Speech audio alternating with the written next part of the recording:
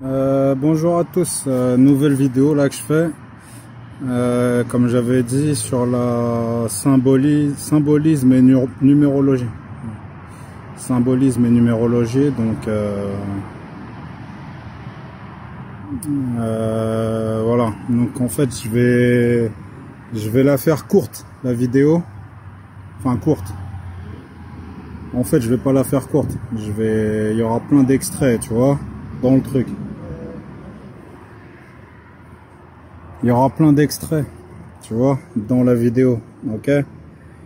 Donc là, voilà, moi je vais parler un petit peu, mais en fait je vais te mettre plus d'extraits que d'autres choses et d'illustrations, ok. Donc le premier truc que je vous mettrai en illustration, c'est un tableau alphanumérique que je mettrai, tu vois, je le mettrai en illustration. Et aussi un tableau, enfin, quand je te dis alphanumérique, tu verras.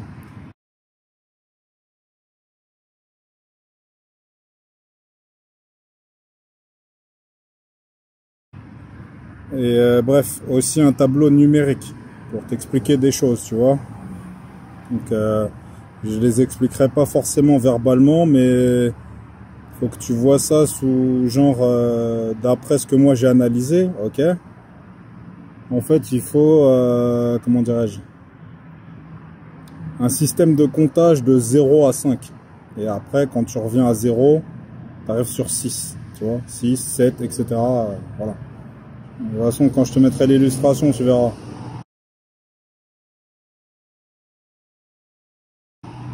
Donc là,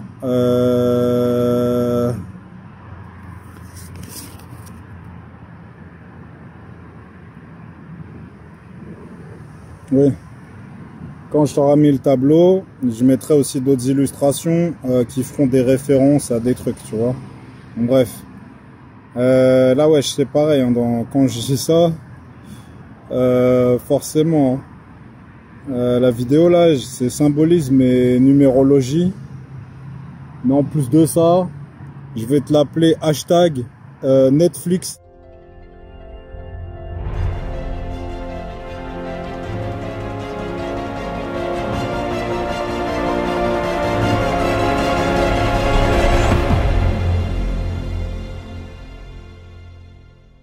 Hashtag Footrack. Et si tu as vu les précédentes vidéos, tu comprendras la référence. Et même celui, le petit clin d'œil à celui à qui je fais ça, là, il saura de quoi il s'agit, tu vois. Bref. Donc là,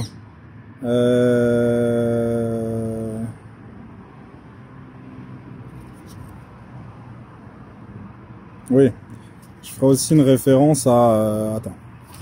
Je ferai aussi une référence à... comment dire? Il y aura plusieurs références. Et tu comprendras pourquoi pourquoi j'ai le sous-titre de la vidéo, c'est ce que je viens de t'expliquer là. Parce que voilà, on va me dire que je mélange tout là, que je fais mon wok, tu vois. Donc peut-être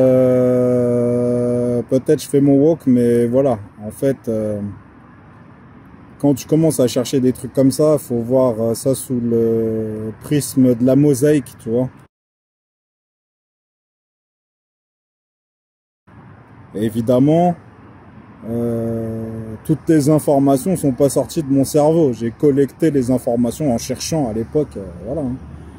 Mais du coup, pareil, pour ça, je te mettrai un extrait de film pour que tu comprennes, mais l'histoire de la mosaïque. Mais voilà, tous les gens n'ont pas la même interprétation et la même vision des choses. Donc, du coup, quand tu écoutes un maximum de personnes, on va dire, entre guillemets, voilà. Après, toi-même, tu as ta propre réflexion, et quand tu concatènes le tout et que, voilà, hein, t'en fais ta propre réflexion, tu vois. Oui. Donc, ce qu'il faut que tu comprennes aussi, c'est que, en vérité, faut voir ça aussi, la cryptographie dont je te parle, c'est pas seulement du symbolisme visuel. Voilà. C'est pas seulement du symbolisme visuel, mais c'est aussi du symbolisme syllabique ou phonétique, tu vois. Donc là, en fait,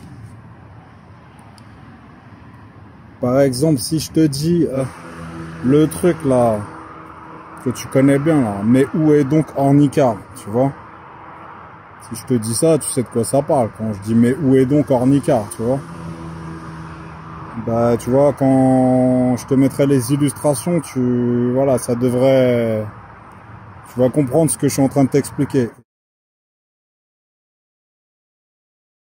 Ok, et sinon, c'est pas, mais où est donc Ornicar? Faut que tu vois ça sous le truc, le QQOQCCP.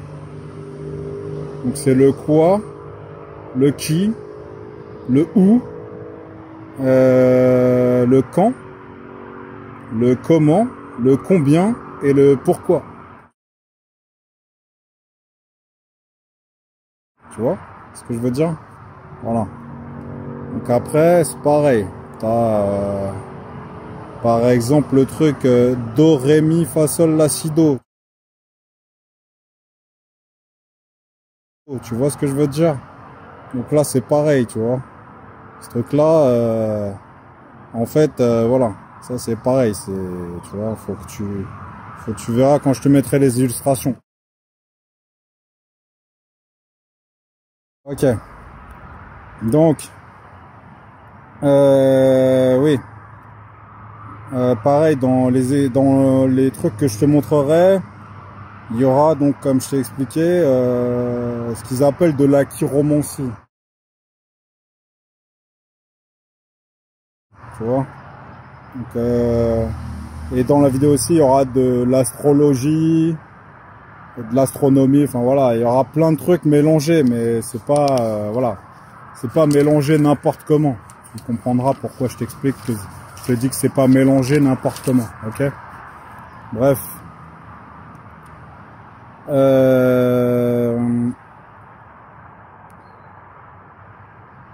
Oui, là je vais te parler d'un truc. Donc, je vais te parler de la barbouzerie physiologique, d'accord? Et la barbouzerie physiologique, je te mettrai un petit flashback pour ça.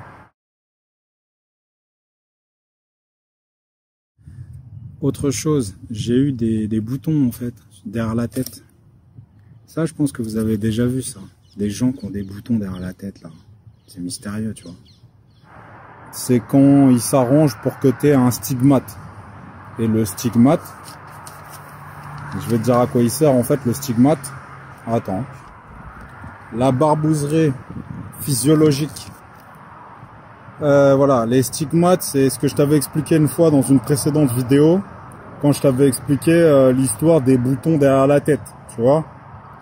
Et l'histoire des boutons derrière la tête, ben, des fois, il y a des gens comme ça, ils ont des éruptions cutanées, mais sur une zone localisée, tu vois. Et quand je dis localisée, ça peut être le front, le nez, les joues, voilà, tu vois ce que je veux dire. Donc c'est ça en fait, quand je te parle de barbouzerie physiologique, c'est exactement ce que je te dis, tu vois. Ils savent, en fait, après, tu comprendras, parce qu'en fait, il y a, comme je t'ai expliqué, de mon point de vue, il y a 6 grands clouds psychiques, tu vois. Et après, il y a peut-être des petits clouds psychiques, mais il y en a 6 principaux, j'imagine. 6 grands principaux clouds psychiques. Et après, il y a peut-être des petits clouds psychiques comme ça, vite fait, mais à mon avis, les 6 plus gros clouds psychiques, tu vois, c'est ceux dont je te parle là. Et eux, ils ont élaboré, donc comme je t'ai expliqué, un système de communication entre eux. Parce qu'évidemment, quand il y a des gens qui font partie d'un cloud psychique, ils font pas tous partie du cloud psychique, mais genre en bidirectionnel, tu vois. Et donc, pour qu'ils puissent communiquer avec ces gens-là, genre pour désigner un ennemi, hein, par exemple, hein, tu vois, ben en fait, il faut lui générer un stigmate, tu vois, qui va permettre au cloud dont tu fais partie d'identifier, voilà, si style c'est un ennemi ou pas, tu vois ce que je veux dire. Donc l'histoire des boutons dont je te parle, quand tu as des boutons comme ça derrière la tête, c'est pour que le cloud, voilà, quand il t'écoute parler, tu vois, et toi tu sais pas que, tu connais pas l'existence des clouds, tu vois. Il t'écoute parler, tout ça, et en fonction de ce que tu dis, ils se disent, ouais, lui, vu ce qu'il dit, potentiellement c'est un adversaire, tu vois, politique ou voilà, un adversaire tout court, quoi. Donc en fait, ils vont te générer un problème de type comme je t'ai dit, hein, un stigmate, mais qui sera visible. Donc là, quand c'est pas des petits boutons, ça peut être un stigmate pire que ça. Et le stigmate pire que ça, c'est du genre, voilà, on s'arrange pour que tu aies un accident ou un truc comme ça, tu vois. Je vais t'expliquer un truc, une anecdote. Il y a un de mes oncles, t'as vu, un jour il a eu un problème. Bref, je rentre pas dans les détails du problème. Mais du coup, il a atterri à l'hôpital. Et quand il a atterri à l'hôpital, il est inconscient. Quand il a atterri à l'hôpital. Et quand il se réveille, bah tu me crois ou tu me crois pas, les médecins, ils lui ont amputé les jambes jusqu'au genou, tu vois. Jusqu'au fémur, quoi, tu vois, c'est-à-dire au-dessus des genoux, quoi. Ils lui ont amputé les deux jambes. Quand il se réveille, il a plus ses jambes, tu vois. Et il dit, mais vous avez foutu quoi, là? Pourquoi Ils ont dit, ah, mais on a été obligés, blabla, tu vois. Bah, c'est ça que je t'explique. Quand t'as des clouds psychiques comme ça à tes trousses, et que, voilà, je sais pas, après, tu vois, il y en a comme ça, ils décident de te faire une barbouzerie de ce genre-là, tu vois. Et pourquoi je te dis ça? Je te dis ça aussi pourquoi. Rappelle-toi l'extrait, je te remettrai un extrait pour ça. Quand j'ai mon accident de moto, d'accord? Quand j'ai mon accident de moto, et voilà, je suis sur le périph', mais je suis conscient. Tu vois ce que je veux dire? Je suis sur le périph' et je suis conscient, tu vois? Quand les pompiers, ils arrivent. Mais du coup, je t'ai expliqué. Des fois, les trucs comme ça, t'as un accident, je sais pas, mais genre t'as un traumatisme, en fait, tu sais pas. Et si on maintient pas, en fait, ton cerveau en activité, tu peux perdre connaissance. Donc, il me parle, tu vois, pour que, en attendant que les pompiers ils arrivent, tu vois. Donc, je lui réponds et tout, blabla. Bref. Les pompiers, j'avoue, ils arrivent super vite. Donc, voilà, ils arrivent et tout. Donc ils me mettent sur un brancard, hein, tu vois. Bon, ils voient que j'ai une bête d'ouverture à la jambe. Hein. Ils me mettent sur le brancard et bon, ils me demandent si c'est passé vite fait. Ils me mettent sous oxygène. Ah ouais. Ils me mettent sous oxygène pur. Enfin, tu vois, c'est ça le truc quand ils arrivent pour ventiler, tu vois, pour que voilà, je sais pas à quoi ça sert, mais ça doit être la procédure. Il me donne un masque à oxygène, tu vois, je commence à respirer le truc, la vérité, j'ai eu la tête qui tournait direct. Et là, en fait, ils sont en face de moi, tu vois, en train de m'atteler sur le brancard. Et moi, je respire le truc et je sens que je vais pas bien, tu vois. Et donc, d'un coup, je leur dis, hey, poussez-vous, poussez-vous. Et là, j'enlève le masque et je vomis, tu vois. Parce que voilà, le truc qui m'a fait tourner la tête, tu vois. Mais je te rappelle que par exemple, pour endormir quelqu'un, pour l'anesthésier, ça existe, tu vois, les anesthésies, soit avec une piqûre, ou soit avec le masque là, quand tu respires, pour qu'il t'endorme, tu vois. Donc je te dis ça pourquoi. Imaginons, j'avais pas mangé, parce que normalement, quand tu vas faire une opération, tu vois, quand tu vas faire une opération et qu'ils sont obligés de t'endormir pour faire l'opération, bah il faut que tu sois à jeun, tu vois, pour qu'il puisse t'endormir et que voilà, il n'y ait pas de souci, quoi, tu vois. Mais du coup, quand le mec il me fout son masque là, et que je t'ai dit j'ai la tête qui tourne, on dirait je vais vaciller, tu vois. Mais du coup, il m'a pas, enfin voilà. Si ça se trouve, quand il a mis son masque là, le mec, c'était pour m'endormir en fait. Tu vois ce que je veux dire? Et du coup, après peut-être je me serais réveillé à l'hôpital, tu vois. Tu te réveilles et il te manque un membre, tu vois. Et ils disent ah mais on n'a pas eu le choix, tu vois. C'est comme ça que ça fonctionne les barbouzes. Je te dis, tu crois, t'y crois pas, ils fonctionnent comme ça, les barbouzes. Tu vois? Donc, rêve pas. Tu vois?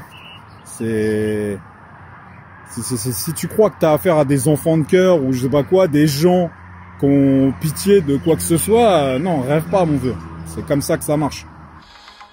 Et pourtant, ce que ton infaillible sens de l'observation n'a pas pris en compte, c'est que ce que nous faisons est plus ancien que toi, et plus ancien que moi. Et ceux de mon camp savent de quoi il s'agit. Ceci n'est pas un jeu, Will. C'est une guerre.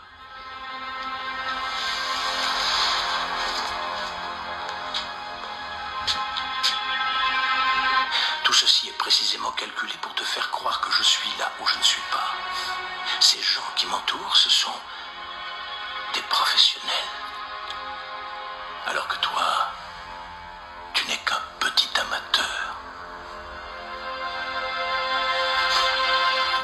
Bref.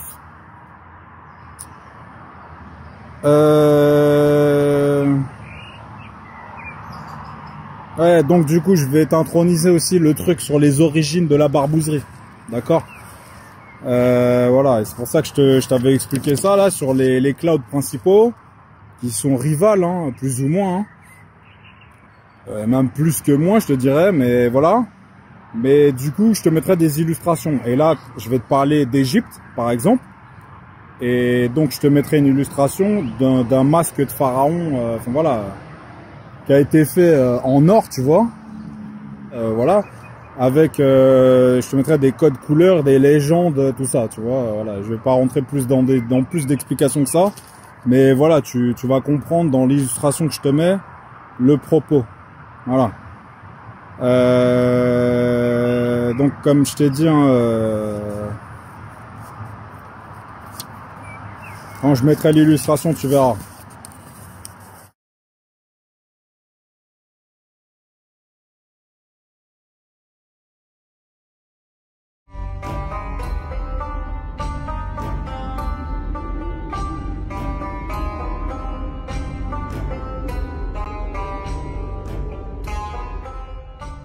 Akhénaton, le pharaon hérétique.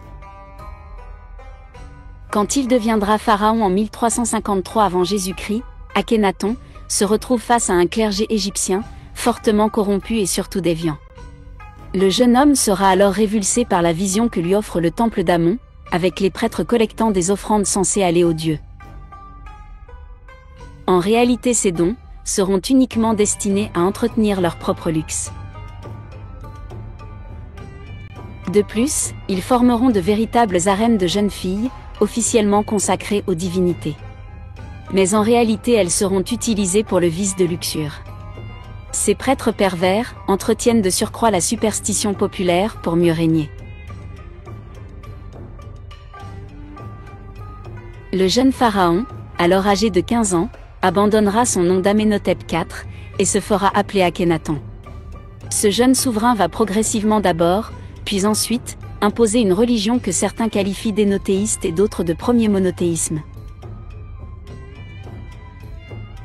Pour des raisons d'hostilité du clergé thébain, Akhénaton déclare abandonner le culte du dieu dynastique Amon, au profit du dieu unique, Aton.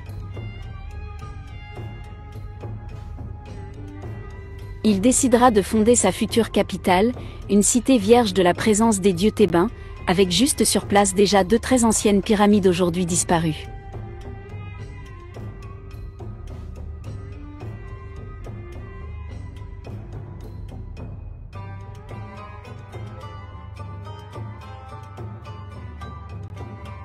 Il choisit comme emplacement ce lieu désertique en Moyenne-Égypte, sur la rive orientale du Nil, où il fait construire la cité d'Akhénaton, de nos jours, à Marna. Il engagera tout son peuple à le suivre, pour la construction de cette cité.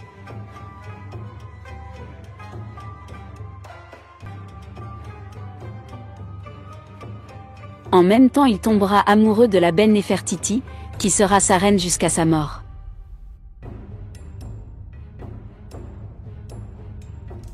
Elle lui donnera un fils, Toutankhamon, et de nombreuses filles. Pendant plus de 20 ans, Thèbes sera abandonné du pouvoir royal. Mais les religieux fanatiques sont encore bien là. Et en cachette, ils continuent leur culte traditionnel. Ils attendront leur heure pour agir. En attendant, le pays est prospère et l'agriculture bat son plein. Ainsi, le peuple est bien nourri et coule des années de miel.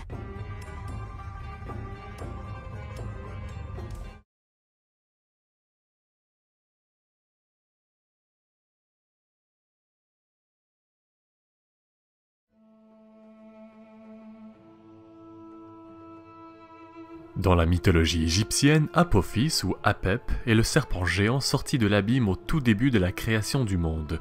Mais selon l'ancienne mythologie égyptienne, il existait bien avant la création du monde en tant que tel. Il représente les forces destructrices du chaos et est l'ennemi éternel du dieu du soleil, Ré. Selon la légende, le dieu du soleil avait une barque qu'il naviguait à chaque jour du lever du soleil jusqu'au coucher du soleil. Il traversait les cieux sur sa barque céleste pour symboliser la venue et le coucher du soleil. C'était Ré qui était responsable d'éclaircir le monde de sa lumière divine et de sa chaleur créatrice. Par contre, chaque jour, le serpent du chaos, Apophis, se cachait à l'horizon et attendait patiemment la venue imminente de Ré. Son seul but était de dévorer le dieu du soleil pour ainsi plonger le monde entier dans l'obscurité absolue et le chaos.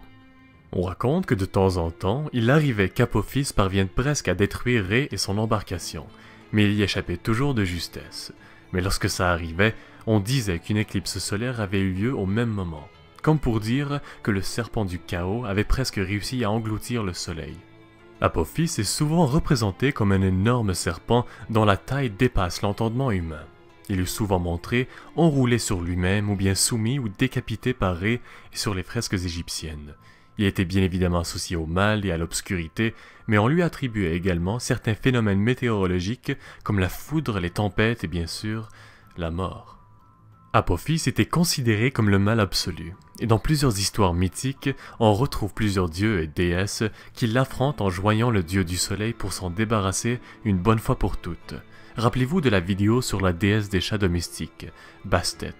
L'une des fresques les plus connues sur Apophis le montre sur le point d'être décapité par la déesse sous sa forme féline. Cette haine infinie pour le dieu du soleil viendrait du fait que lorsque la vie a été créée au tout début, elle avait brisé un cycle d'uniformité. Avant la création du monde, il n'y avait rien. C'était le néant absolu et Apophis nageait dans les eaux sombres de cette uniformité obscure. Mais peu après, lorsque surgirent du néant le soleil et la lumière, l'eau et la terre, les hommes et les femmes, Apophis ne pouvait supporter ces oppositions. C'est pour ça que jour après jour, il s'acharne pour mettre fin à ce monde divisé pour le replonger dans l'uniformité qui existait bien avant la création du monde. Dans l'ancienne Égypte, il n'y avait pas de culte dédié entièrement à Apophis. Il était souvent mentionné dans les récits mythologiques, mais il n'avait pas de culte en son honneur. Par contre, il y avait des rituels pratiqués par les grands prêtres qui avaient comme but de neutraliser le serpent du chaos lors de ses affrontements avec Ré et de protéger le dieu du soleil lors de ses combats. Aujourd'hui encore, on peut retrouver plusieurs traces d'Apophis dans notre culture populaire, dans la littérature, les médias et encore plus. Preuve que la mythologie reste une source d'inspiration et de création des milliers d'années plus tard et qu'elle le restera ainsi pour encore bien longtemps. Gorgone était au nombre de 3. Il y avait Euryalé, Sténo et bien sûr la plus connue Méduse, qui rappelons-nous était la seule des 3 qui était mortelle. Selon Hésiode, elles étaient les filles de Céto, la déesse primordiale de l'eau, qui représentait les monstres marins et le danger de l'océan, et de Phorcys, aussi un dieu primordial marin, fils de Pontos et de Gaïa, et qui lui représentait les dangers des fonds marins et de toutes les créatures étranges et cauchemardesques qui y vivaient. Leur nom, Gorgone, vient de l'ancien grec Gorgos, qui peut se traduire en français par féroce ou bien encore terrible. Quant à Méduse, son nom vient du grec Medusa, qui peut se traduire par gardienne ou encore protectrice.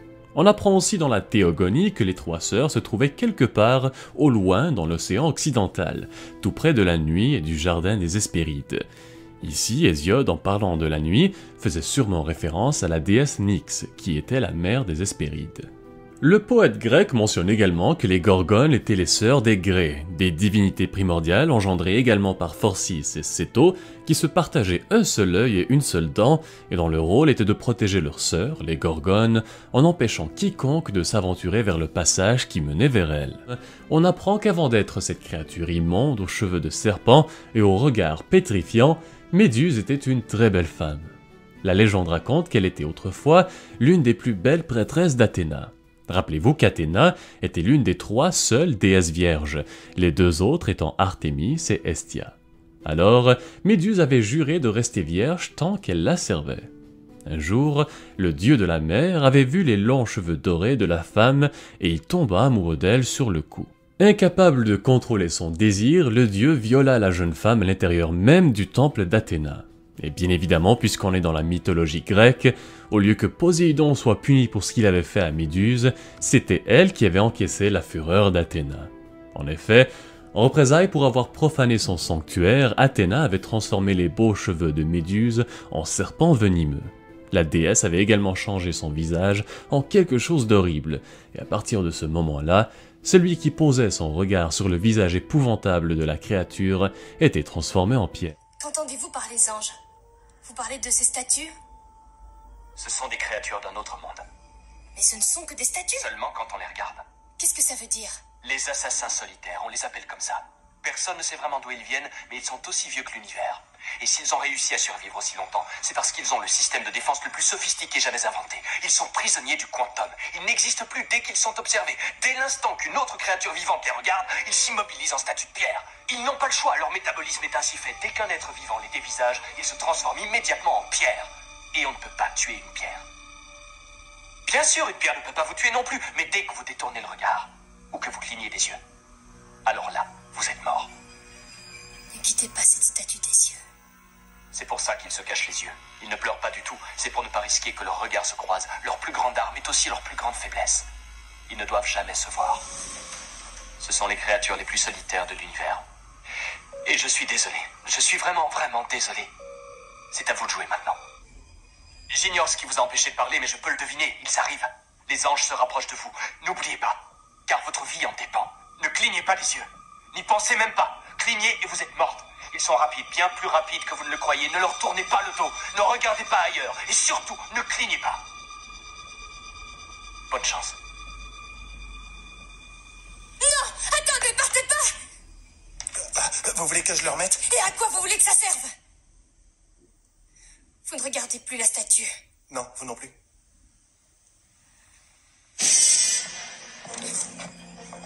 Ne la quittez pas des yeux. Surtout, continuez à la regarder. Il y en a qu'une, c'est ça? S'il y en a qu'une, on peut s'en sortir. Tant qu'on ne quittera pas cette statue des yeux, tout se passera bien. Quelle race fascinante, les anges pleureurs. Les seuls psychopathes de l'univers qui vous tuent proprement. Pas d'histoire, pas de scandale, ils vous envoient dans le passé où vous restez jusqu'à votre mort. Le reste de votre vie est gommé et fichu en l'air en un battement de paupières. Vous mourrez dans le passé et dans le présent et ils consomment l'énergie de tous les jours que vous auriez dû avoir. Tous vos moments volés. Des créatures de l'abstrait, elles se nourrissent de l'énergie potentielle. Mais enfin, de quoi est-ce que vous me parlez? Faites comme moi. Contentez-vous d'acquiescer quand il respire. Oui. J'ai vu là, il y a pas longtemps, je suis tombé sur un truc là, que j'ai récupéré sur le net. Bref, c'est genre un style, un reportage sur la Mésopotamie, tu vois. Et là, pareil, je te mettrai des illustrations et je te mettrai un bout de la vidéo en question qui fera un écho direct à ce que je t'avais expliqué dans une précédente vidéo, quand je t'expliquais en fait de leur point de vue, d'accord? Et quand je t'expliquais qu'ils essayaient de faire croire aux citoyens lambda caucasiens que voilà, les noirs ils avaient pas dépassé un certain stade d'évolution, etc., etc., tu vois? Je te rappelle quand je t'avais dit ça? Ben là, quand je te mettrai la vidéo, tu verras. Je mettrai des petits sous-titres au moment opportun, mais je pense que même sans les sous-titres, tu seras capable d'identifier les séquences en question, tu vois? En bref.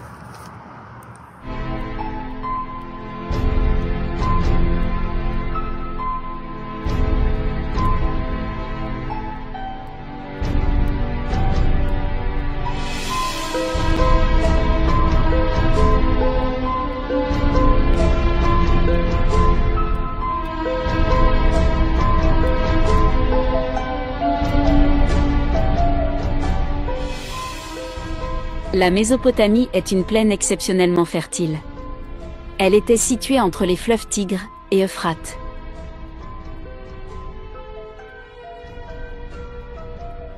Son histoire remonte à la nuit des temps, tout juste après le grand déluge. Temps immémoriaux, où les légendes et les dieux régnaient en maîtres. Pendant 6 millénaires, ce banc de terre que constituent l'Irak, le Koweït et la Syrie actuelle, sera le foyer d'innovations qui ont changé le monde, et ceci, pour toujours. Bien avant l'Égypte des pharaons, dans une époque troublée pour l'humanité, cette civilisation semblant sortir de nulle part, restera des millénaires dans l'oubli, après sa disparition. Habitée pendant près de 12 000 ans, la Mésopotamie, grâce à son climat et à l'eau abondante qui était apportée par ces deux fleuves, a toujours été un foyer propice pour les premiers hommes, qui étaient des chasseurs-cueilleurs. Ici, toutes les conditions seront réunies pour la création des premières civilisations sédentaires connues de nos jours, et c'était il y a 8 000 ans. Il semble cependant que du jour au lendemain, des simples tribus agricoles, organisées en petits hameaux, isolés les uns des autres, se soient transformées en villes complexes et gouvernées par un monarque, vers 4000 ans avant Jésus-Christ. D'immenses bâtiments et palais sont sortis de terre comme par miracle.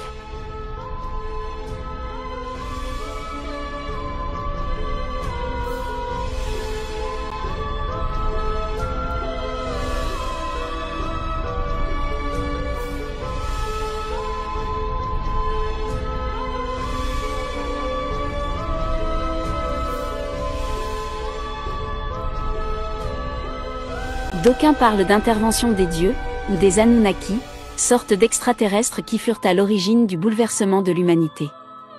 D'autres évoquent les peuples venus du Nord, qui arrivèrent vers 9000 ans avant notre ère, pour coloniser ces terres fertiles. Sont-ils les descendants des Hyperboréens dont nous avons déjà parlé ?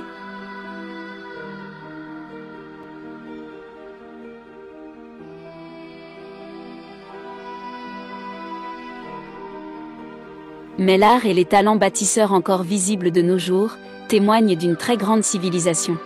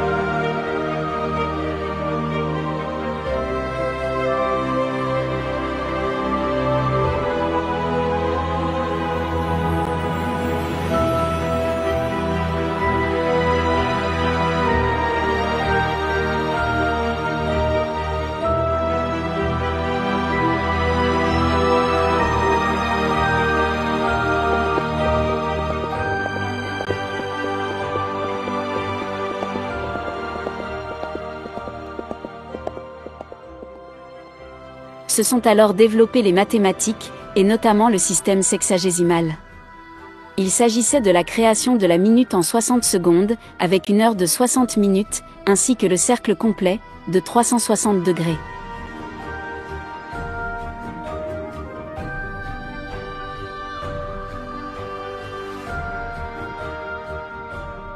Ce qui restera encore le plus surprenant, cela sera la connaissance et l'utilisation mathématique de la formule de pi. Il y a plus de 3800 ans, les Mésopotamiens utilisaient déjà le théorème de Pythagore.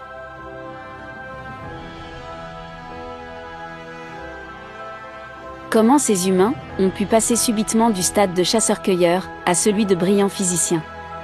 Voici une vraie question.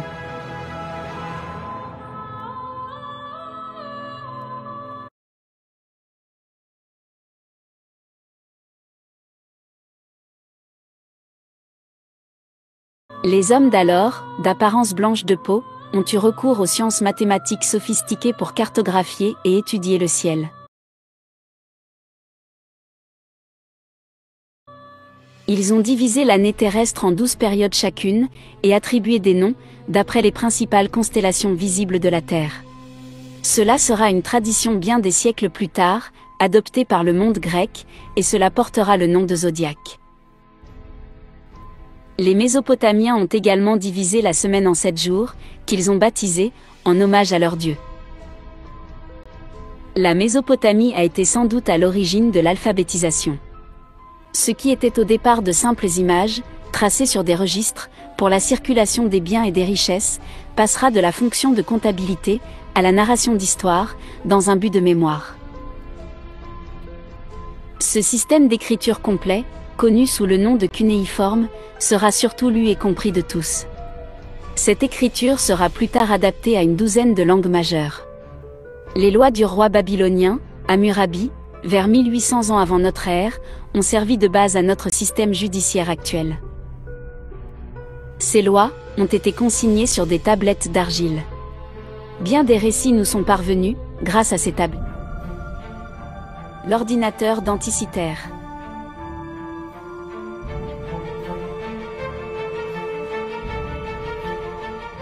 Voici notre système solaire.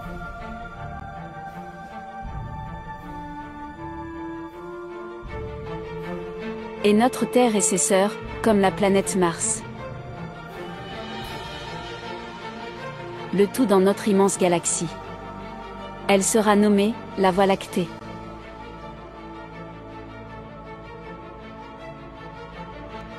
Aussi, nous connaissons tous les signes du zodiaque. Ils sont au nombre de 12. Nos ancêtres sumériens les connaissaient déjà parfaitement bien. Ils maîtrisaient le système solaire dans ses moindres détails, et ceci des millénaires avant notre ère. Il y a plus de 7000 ans, les Sumériens représentaient sur des tablettes des astres qui seront connus qu'au XXe siècle.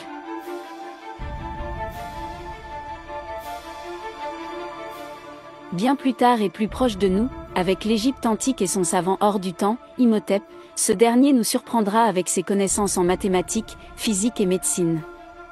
Nous sommes alors au 3e millénaire avant notre ère, sous le règne du pharaon Djéser.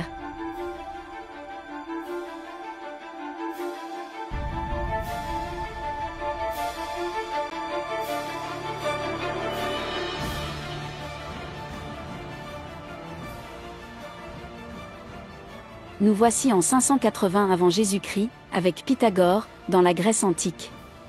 Ce mathématicien et brillant scientifique fut connu par son célèbre théorème, qui porte son nom. La suite avec Archimède de Syracuse, nous sommes alors en -280 avant Jésus-Christ. Il était le grand scientifique de l'Antiquité, aussi physicien, astronome, mathématicien et ingénieur. Ce 3e siècle avant Jésus-Christ était une époque dite de l'âge d'or de la science grecque. Cependant, la Grèce continentale fera face à la République romaine agressive, près de 150 ans plus tard. C'est en 146 avant Jésus-Christ qu'une armée romaine anéantit Corinthe, en Grèce, et celle-ci deviendra une province de Rome. Les Romains victorieux ont fait ce que tous les bâtisseurs d'empire font, piller et voler. Un riche citoyen romain devenu général de Rhodes a chargé son navire avec des trésors grecs dérobés. Ce bateau se dirigeait vers Rome, mais les dieux en colère le feront couler dans la mer Ionienne.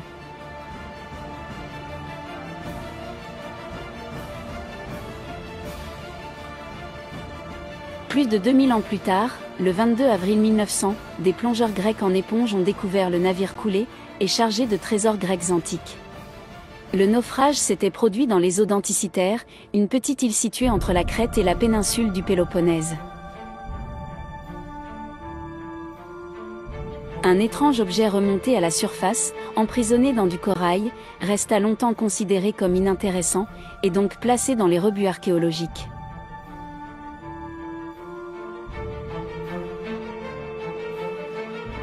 Il s'agissait tout de même de la découverte d'un ordinateur astronomique vieux de 2400 ans, et qui n'avait tout simplement aucun précédent dans l'histoire. Ignoré pendant plus de 100 ans, ce n'est qu'à la fin du XXIe siècle que le rapprochement avec nos ordinateurs dits « modernes » fut fait. Il s'agissait d'un puissant calculateur et un calendrier prédictif. L'ordinateur d'Anticythère était en fait une machine pratique qui devait être répandue dans le monde grec pendant des siècles. C'était un outil technologique qui lisait les étoiles, ainsi qu'un calendrier qui reliait les Jeux panhelléniques comme les Jeux olympiques. En outre, le calendrier précis aidait les Grecs à adorer les dieux à la même période chaque année. Serait-il possible que nos ancêtres possédaient des savoirs et connaissances aujourd'hui perdus? Dans tous les cas, la machine d'Anticythère vient perturber toutes nos anciennes convictions sur l'Antiquité, et ces mythes et légendes deviennent aujourd'hui une réalité. Voilà, donc comme je t'ai expliqué, hein, moi je vais pas trop parler longtemps dans cette vidéo. Et je vais te dire pourquoi je ne vais pas trop parler longtemps aussi, tu vois. Parce que quand je fais mes vidéos aussi, comme je t'ai expliqué, j'ai des clouds psychiques qui me coursent, et aussi le cloud technologique qui me course, et même voir de la contre-barbouze, ce que je t'ai expliqué, tu vois. Et eux, comme je t'ai dit, ça se trouve, c'est eux qui me barbousent, tu vois, pour que je leur en donne plus. Tu vois ce que je veux dire, d'informations. Tu vois. Et moi, comme je t'ai déjà expliqué, je suis pas un indique, je travaille pas pour vous. Hein. Rêvez pas quand je fais mes vidéos là. Certes, je les ai fait parce que voilà, de mon point de vue, il fallait que je fournisse ma version des faits, tellement je me faisais barbouzer dans tous les sens et que derrière, en fait, ils faisaient croire que, voilà, j'étais ce que j'étais pas. Donc voilà pourquoi j'ai fait les vidéos, tu vois. Mais crois pas non plus que je vais t'en faire 50 millions des vidéos à destination des contre-barbouzes ou du contre-espionnage. Je sais pas qui est en train de faire des trucs encore. De toute façon, je ferai une vidéo freestyle pour ça. Donc je vais pas me répandre là-dessus. Mais du coup, après là, le chapitre là, ce sera sur l'astrologie. D'accord?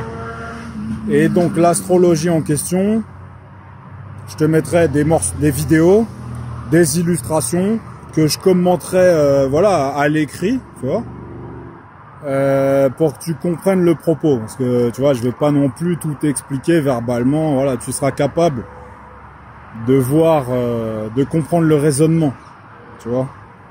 Bon, bref.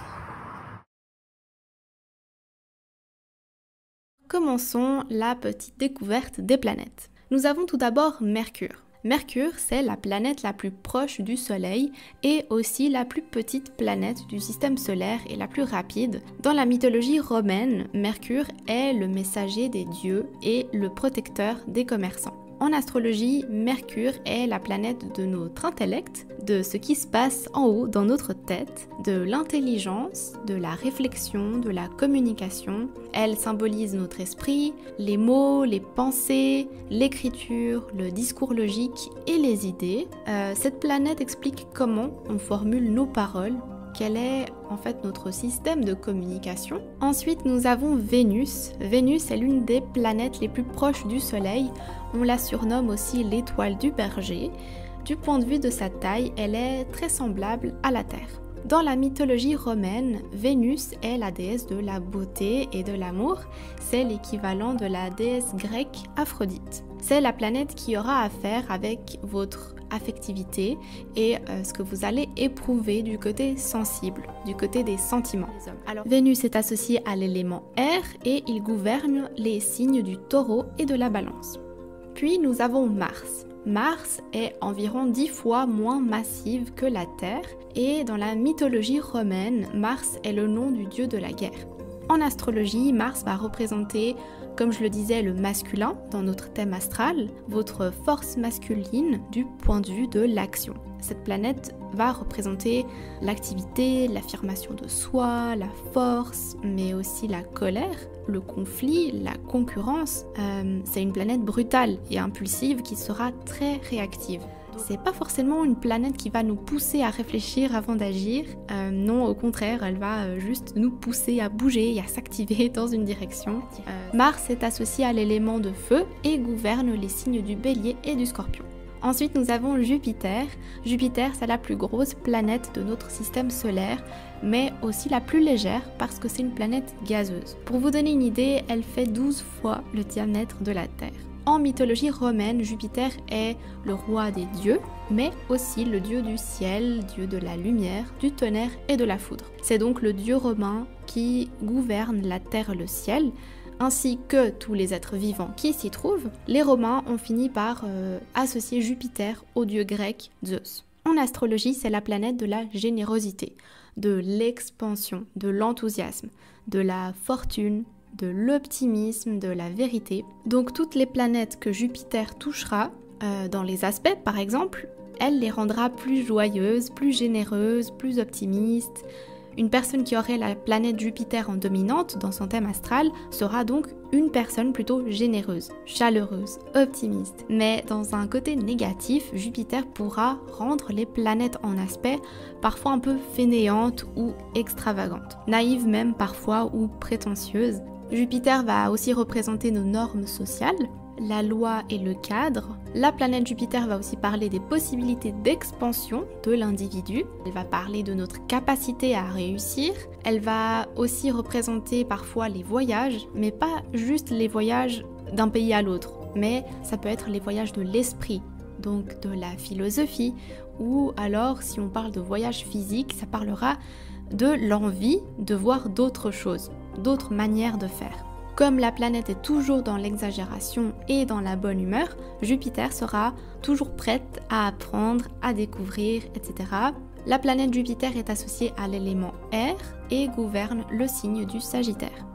Ensuite, nous avons Saturne. Saturne est une planète géante, la deuxième après Jupiter, et elle est surtout connue pour ses anneaux composés de particules de glace et de poussière. Dans la mythologie, Saturne est le dieu du temps et de l'agriculture parce qu'il est assimilé à Chronos. Dans l'astrologie, Saturne, à l'opposé de Jupiter, qui, je le rappelle, était une planète plutôt en expansion, joyeuse et toujours très ouverte, là, Saturne est plutôt une planète de restriction. C'est lui qui va dire un peu « Oh, stop !» On cadre les choses, on met un peu de discipline, on limite les choses. Voilà, il va symboliser le temps et la dureté. Saturne va montrer de quelle façon vous allez être sérieux, mature, réfléchi. Donc, dans ses influences positives, Saturne amènera plutôt de la sagesse et de la discipline, de la réflexion, de la rigueur, la solidité. Mais si ce sont ses côtés négatifs qui ressortent, alors ce sera plutôt l'austérité, la froideur, la solitude ou le mal-être. Avec tout ça, eh bien, quand on regarde le côté professionnel d'une personne sur sa carte du ciel, Saturne est très important pour voir comment vous allez gérer votre carrière. Est-ce que vous êtes assez mature, assez patient, rigoureux? Saturne va aussi nous montrer les obstacles possibles dans la vie de la personne, les leçons, les épreuves qu'il doit endurer. C'est une planète qui ralentit beaucoup et qui demande de l'effort et de la concentration, qui montre que prendre le temps de bien faire les choses, c'est important. C'est ça en fait, elle ralentit pour nous permettre de prendre les bonnes décisions et les décisions réfléchies. Et comme c'est une planète plutôt lourde, avec tout ça, elle va aussi parler du karma. Donc tout dépend d'où se trouve Saturne dans notre thème astral, il fera ressortir ses côtés positifs ou les côtés négatifs. Saturne est associé à l'élément terre et au signe du Capricorne. Passons maintenant à Uranus. Uranus est la troisième plus grosse planète du système solaire. C'est une planète géante gazeuse et plus précisément une planète géante de glace. En mythologie romaine, Uranus est le dieu du ciel et le père de Saturne. En astrologie, Uranus va représenter le changement, l'éveil, l'innovation, l'originalité et les attitudes non conventionnelles. Comme il représente le changement, il représente aussi ce qui est imprévisible, les mouvements, les impulsions soudaines. Dans un thème astral, il va parler de la créativité, de l'originalité. Après que Saturne ait fait son rôle de dirigeant, de cadreur, on va dire, derrière le trop-plein de positivité et d'ambition de Jupiter, Uranus, lui, vient et il dit « Ok, c'est bien toute cette positivité et cette structure que vous avez mis, mais maintenant, moi j'arrive pour vous faire évoluer. » On a d'ailleurs découvert Uranus en 1781, pile pendant le début de la révolution industrielle qui a fondamentalement changé notre société. Uranus va nous montrer comment on doit se libérer, à quel point on est indépendant, à quel point on a besoin d'espace, de choix, de possibilités. C'est une planète qui, dans un thème astral, va montrer où est notre originalité et comment elle s'exprime. Comment on va exprimer notre côté réformateur, notre côté humanitaire. C'est une planète qui représente aussi les groupes, que ce soit les groupes politiques, mais aussi les groupes amicaux. Donc on parle bien de groupes de 4 ou 5 personnes et plus, pas juste de 2 personnes. C'est pour ça qu'Uranus est considéré comme la planète des inventeurs, des originaux, des révolutionnaires. C'est une planète qui dérange parce qu'elle représente l'excentricité, l'inventivité et l'indépendance. Donc selon la maison et le signe dans lequel se trouve Uranus, ça va apporter une certaine instabilité, des surprises, de la nervosité parfois, parce qu'elle est sans cesse en changement. C'est une planète qui va toujours demander un peu de conflit, de remise en question, des remises en question de l'ordre établi pour nous faire évoluer. Elle veut libérer les choses, l'espace, pour que l'individu s'aperçoive qu'il a le choix et que la liberté est nécessaire. Évidemment, dans son côté négatif, cette planète pourra faire ressortir un côté égoïste, impulsif, excentrique et poussera l'individu à détruire les choses à la recherche de changements constants. Voilà, un côté rebelle quoi. Uranus est associé à l'élément terre et au Verseau. Ensuite, nous avons Neptune. Neptune est la planète la plus éloignée du Soleil dans notre système solaire. Dans la mythologie romaine, Neptune est le dieu des mers, des îles, des fleuves, de la navigation. Il est l'équivalent de Poséidon chez les Grecs. D'ailleurs, le symbole de Neptune est un trident, comme le trident de Poséidon. Donc facile à reconnaître sur une carte astrale. En astrologie, Neptune représente la spiritualité, le divin. C'est la planète qui parle de trouver quelque chose de divin en soi. Elle va représenter les médiums, la religion, mais dans un côté spirituel. C'est la planète du mystère, du rêve, des mystères, de l'imagination, de la fantaisie. Neptune rend les choses lentes, floues, nébuleuses, avec un voile de mystère. C'est la planète qui peut représenter aussi l'amour. Alors même si Vénus est la planète de l'amour, Neptune ne représente pas le même genre d'amour. Il va parler d'un amour supérieur, plus dévotionnel, un amour plus spirituel on va dire. Neptune donne énormément sans vraiment compter. Neptune, dans des aspects positifs, va soit vous faire voir la vie en rose, vous rendre très altruiste, très généreux, doter la personne d'une finesse psychologique avec une bonne intuition. Elle pourra apporter à l'individu beaucoup de générosité, comme je disais, d'humanisme, mais par contre, si la planète possède des aspects négatifs avec d'autres planètes, ça peut rendre la personne très sensible, rêveuse, mais dans un mauvais sens.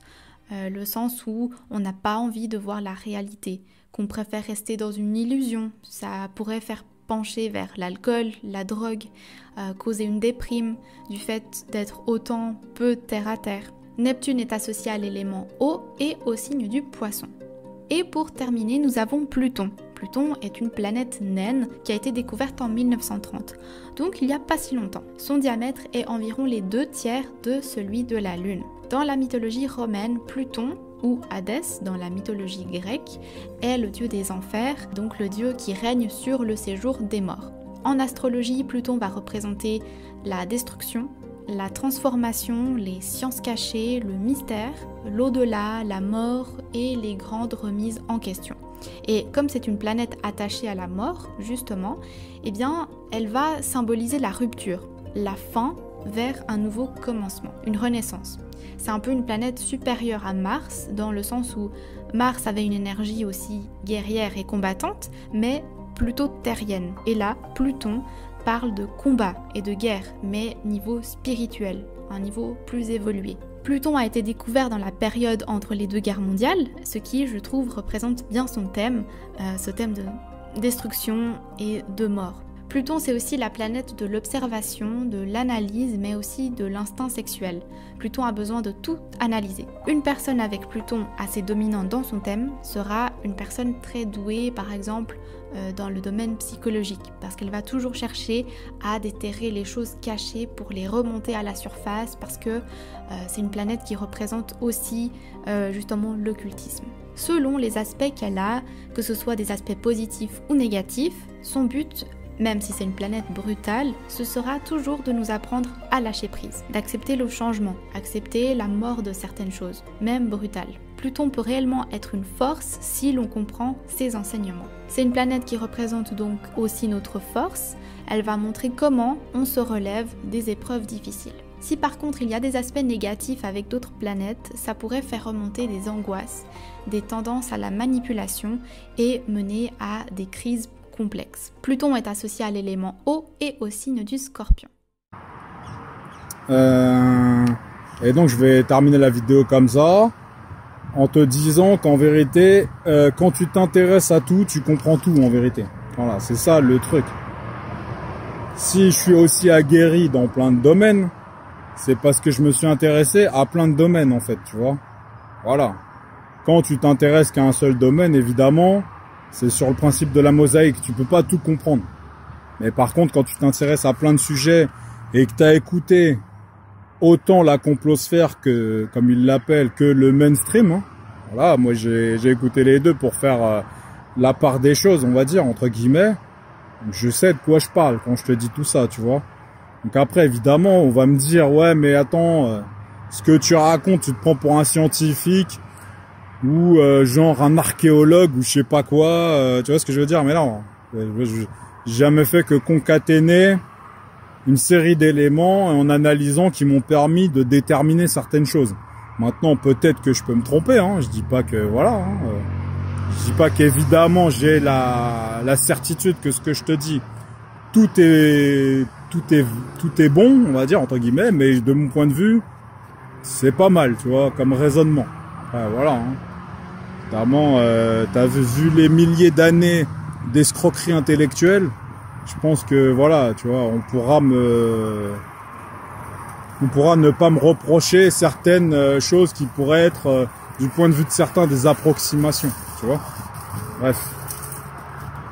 Et comme d'habitude, hein, sur ce, prenez soin de vous et faites gaffe aux barbouzes. Hein.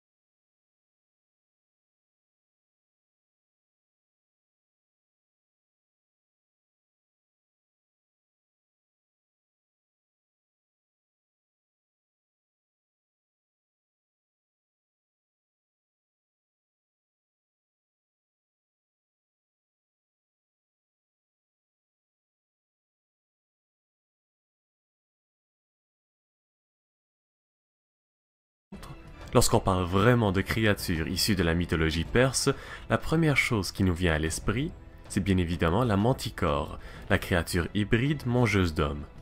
La manticore était normalement décrite comme un monstre ayant le corps d'un lion, le visage d'un être humain et la queue d'un scorpion dont le venin pouvait tuer en un instant quiconque se faisait percer par le dard. Le sphinx de Gizeh.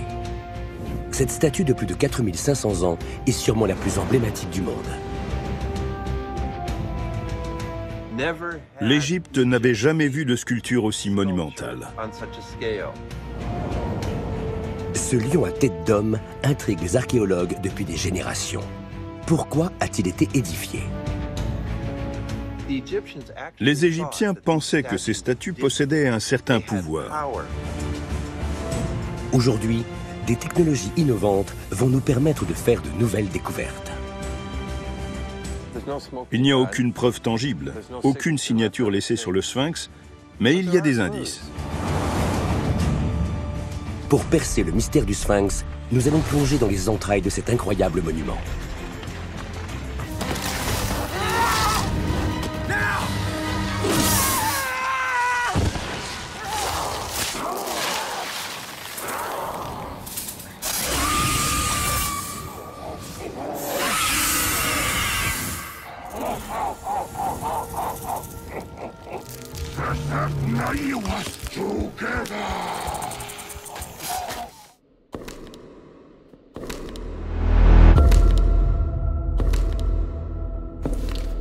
Evan McCauley.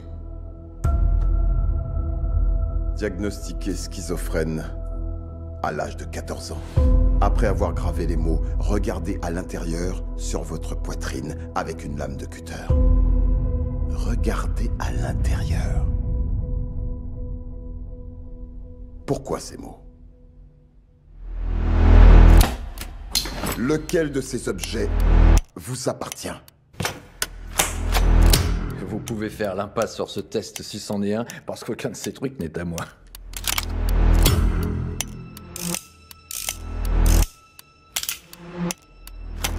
C'est à vous? Je sais pas, je comprends pas ce que vous me demandez. Putain! À chaque fois que vous direz « je ne sais pas », je presserai la détente. C'est à vous?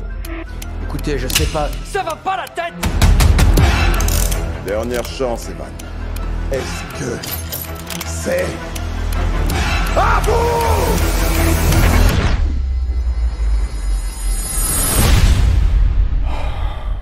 Salut, vieux camarade.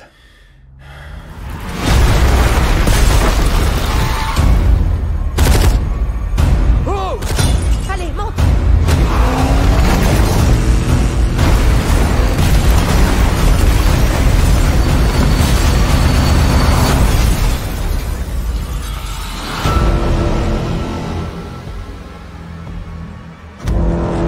n'est pas ta première vie, Evan.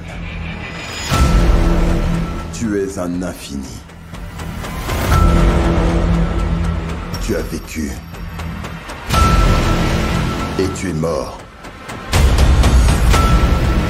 1 millier de fois.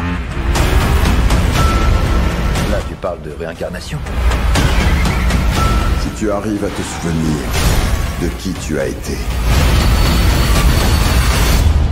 tu comprendras qui tu peux devenir.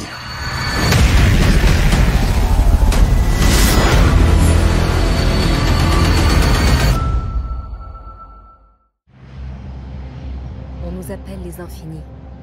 Moins de 500 individus dans le monde. Tous nés avec la capacité de nous souvenir de toutes nos vies antérieures et des compétences que nous y avons acquises. Nous sommes divisés en 2 groupes. Bathurst et les nihilistes, qui ne rêvent que de la fin du monde. Et nous, le groupe des croyants. Et on croit en quoi, plus précisément? Nous croyons que notre don constitue une responsabilité. Qu'il ne dépend que de nous de laisser l'humanité plus heureuse que nous ne l'avons trouvée.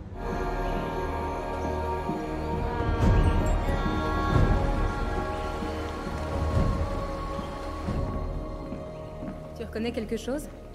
Je pense que je m'en souviendrai. Avant, c'était un lieu dédié à la recherche scientifique. L'anthropologie, la linguistique. Chacun utilisant ce qu'il avait acquis, vie après vie, pour l'avancement de l'humanité.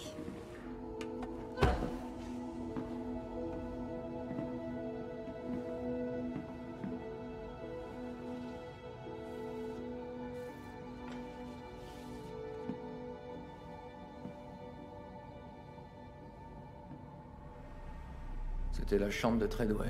Tu me le demandes ou tu me le dis? Eh ben, j'ai vraiment dû foirer ma dernière incarnation. Pourquoi tu dis ça? Bah, t'as vu où j'habite dans cette vie?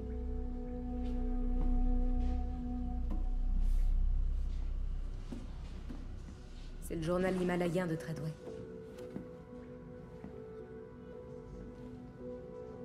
Ça, c'est moi. Quand j'étais Léona Warwick. Et ça, c'est Treadway.